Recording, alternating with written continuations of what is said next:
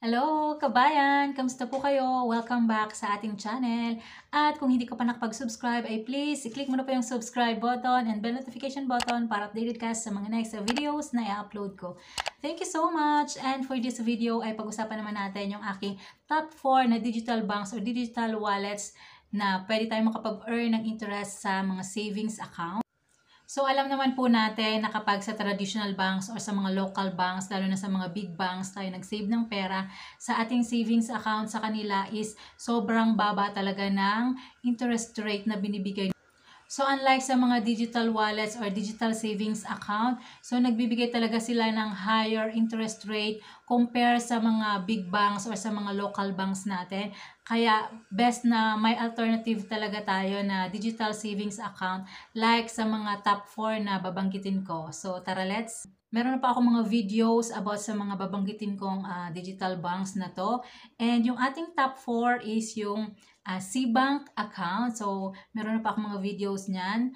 And ito pong sa CBank account is meron siyang 4.5% per annum. So, per annum siya pero daily meron kang ma-receive na interest. So, yung interest na yon ay papasok na siya sa ating savings account and pwede siya ulit mag-accumulate ng interest rate. So, pwede na rin siyang kumita ng interest rate. So, ayun, yung ating top 4 is yung CBank. And yung ating top 3 naman is si Maya Savings Account. Ayan, si Maya Bank is merong 3.5% pero pwede kang mag-earn ng interest dito up to 14%.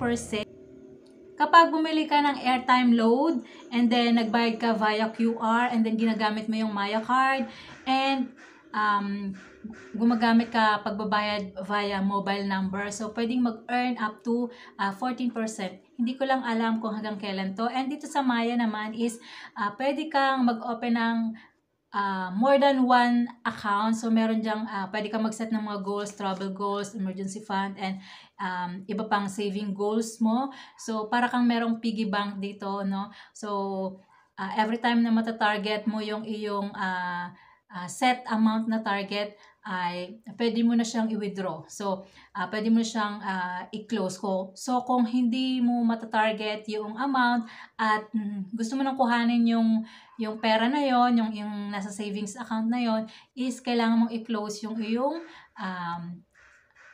savings goals na yon. And yung ating top 2 is yung Simbank or yung GSave by Simbank sa ating GCash. So, meron tayo niyan. So, sa Simbank naman is merong 2.6% per annum pero meron silang mga promo. For example, ang daily savings balance mo is 100k. So, pwede mag-earn ng 4% ang iyong savings account. And kapag meron ka namang 200,000 daily wallet amount, sa first 2 months is nasa 12% ang pwedeng kitain ng iyong pera dito sa Simbank.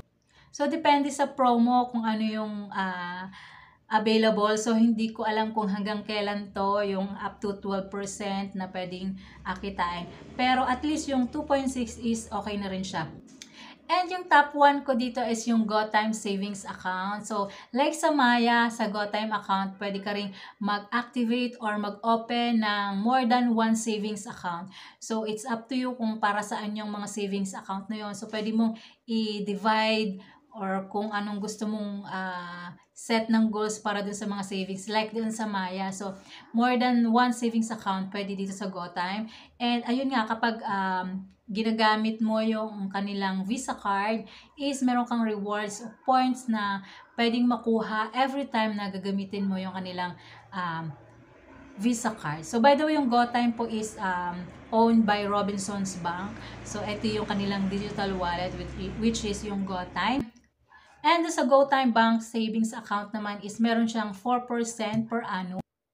So, in summary po, yung CBank at Maya, yun po yung everyday nagki-credit sila ng interest na na-earn ng inyong pera. And then yung Simbank naman at saka yung GoTime, every month, every first of the month sila nagki-credit ng interest na na-earn ng inyong pera sa savings account. So, by the way guys, meron akong gustong subukan. So, nakita ko yung si Netbank at saka si Ownbank.